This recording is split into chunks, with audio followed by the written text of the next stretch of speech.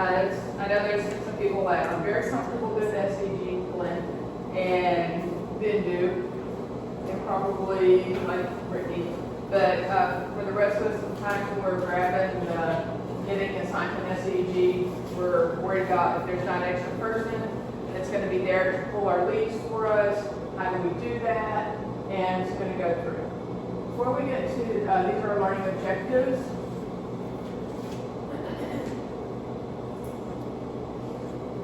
And before we get to the how, we're going to start with the why. The reason we're doing is EEG. For decades, we have been using a large craniotomy to do invasive EEG monitoring. We put a large grid on their head, but it's a huge craniotomy, and then the patients are monitored in high risk for infection and those types of things come about. So the SEG is a minimally invasive intracranial EEG to find out if we can find ways to treat a seizure focus. It doesn't treat the seizure focus itself, but it gives us insight into whether we can do a surgical resection of a seizure focus. Give them a reactive neurostimulator or RNS, or a vagal nerve stimulator, VNS. So the first thing that's going to happen is, based on the patient's MRI and CT, the neurosurgeon, usually Dr. Lega, will generate lead plan, which will be measurements to the monitor's locations, to the monitor locations that are suggested by the seizure clinic. They meet as a group to evaluate each patient and decide what they need to monitor. Irina Portakova is the person who generates this Excel spreadsheet that is going to the clinical leads and POD6 charge nurses. So if you're one of the folks that is lucky enough to draw the SEG and you're not on the list, get with either the charge nurse, Brittany, Lois, Bindu, Glenn, any of those folks that get the EEG, the Excel sheet sent to them. We'll print it out, and this is the initial plan. So on these cards, the blue cards, gray cards, either one, you have, this is just a chart, this is just a tool to help organize you so that you can pull the leads more efficiently. When I'm doing them, I just take this Excel sheet, I count up however many 3s, 4s, 5s, 6s, put a little dot next to them so I don't miss anything, and then add them into the numbers onto the chart sheet. That tells me how many of these I'm going to come over here and grab. 3 3s, 3 4s, 4 5s, and on down the line. This card is AdTech. This card is PMT. The Excel sheet will tell you which brand name the doctors wanted. Recently, we've been doing all AdTech. And then also it has a place down here for the bolts. The bolts are based on brand name. And as y'all know that the AdTech comes in 3 bolts to a box. We charge for the whole box, whether we use 1 or 3. And then the rest of the bolts go not into the box, it goes to the back of those bolt leads. Any box that's open, if it's not complete, get rid of the box, leave what's left over on the card so that there's not confusion when we start inventorying things, thinking we've got 3 bolts in that box and there's only 1. All right, so. Do these cards live in the core? These cards live in the core, usually over by 41. So in this plan, the patient has all these leads.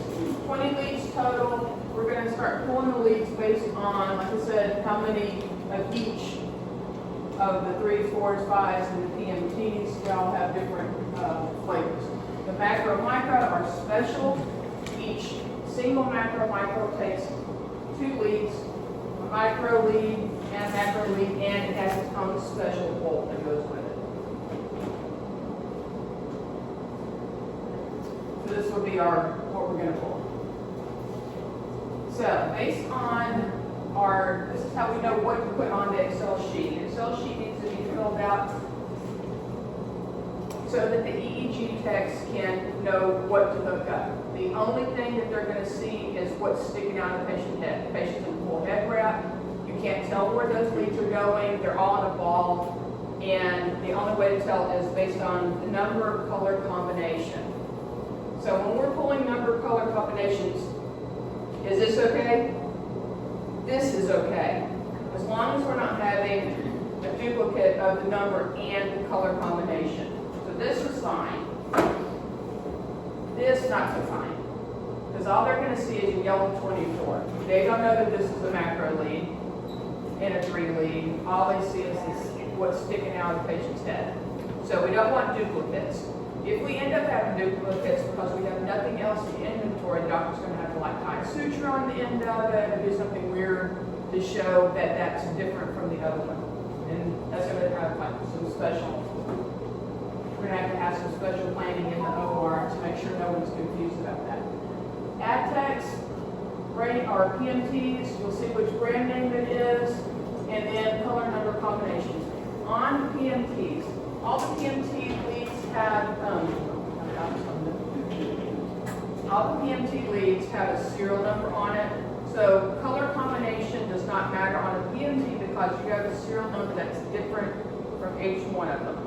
Okay, so the serial number is the number you write down in the sheet, not the lot number because we have lots of the same lot number and the serial number. So the serial number is what?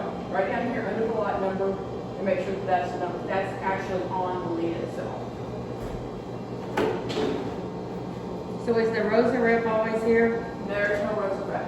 It's the resident that does it, right? Usually it's an EEG tech that's running the ROSA. But sometimes, if there's not an EEG tech, the circulator ends up having to do it. It's kind of hard. It can be done, but it's kind of hard. And you have to slow down. All right, so this is showing how to find which the size is. So SP05 is a 5 millimeter. On the box, it gives you a 5 millimeter span.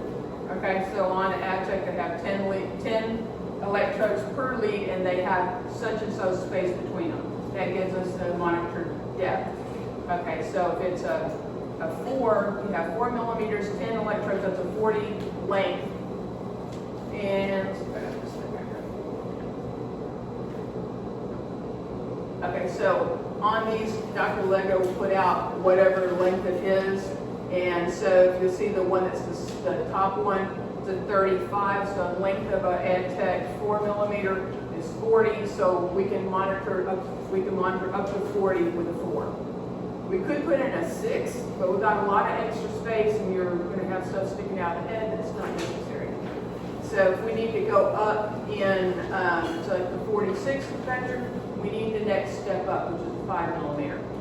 AdTechs or PMTs are different. They all have however many leads are on the number of it's an 8 PMT, it has 8 electrode monitors. If it's a 16, it has 16, and there's a set of marked distance between all of them except when you get to the 16s, and then they have more distance between each one of them. All right. Oops, I'm going the wrong way, sorry. Any questions about how to find a lead identifier? Okay. What is a lead identifier? The This is all green. color number combination that's the EEG tech is going to use to hook up the EEG once all this is done, when they're on the floor being monitored. Okay, so this is where we're going to write it in on the Excel sheet. If we have the red 40, number 5, we're going to put red 40 in the electrode number by RX, and then we're going to make RX our designator on the lead itself. You can either write it on the box, or you can write it, open the box and put it on the lead. That's what I do. Keep your boxes, because there may be changes or decisions made later that will have you put this electrode back in that box, and so we don't waste the supply. So we keep the boxes until we're done with the procedure and everything's open. All right. So this would be how our fill out is finished on this one particular case. All the numbers and color combinations are what we're writing in. If you have that in if the Excel sheet is in your email, you then email it, do a return reply all, and email this plan back to Dr. Porter to pick up in the EG text. And print like 3 of them, so that you'll have them in the room in case that doesn't come out. All right, choosing bolts. Like I said, the bolts can be AdTech or PMT, so part of macro micro, which is special. The brand of the lead dictates the brand of the bolt. Bolts are up here or up here. And the length of the bolt is based on then the location in the head. There are long bolts in the AdTech. PMT doesn't have long bolts that I'm aware of. And the length is dictated by the skin to dura length. We find that the ones that are right here in this temporalis area are the more common ones that go with a long bolt. And you see the picture here that shows you where those pleats are.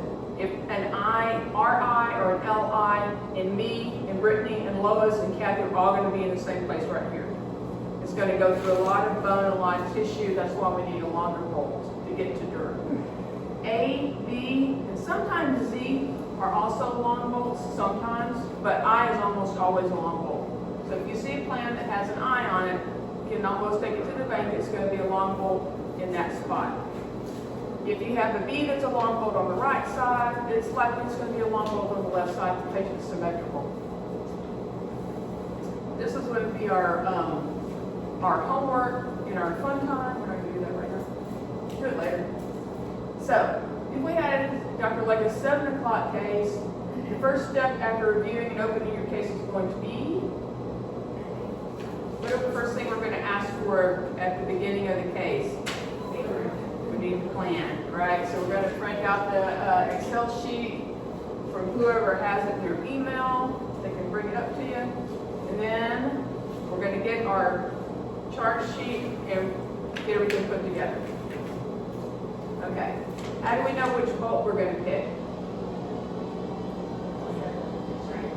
Ultimately, the surgeon has the final say about which length he wants. The brand has the max to lead, and eyes are almost always long.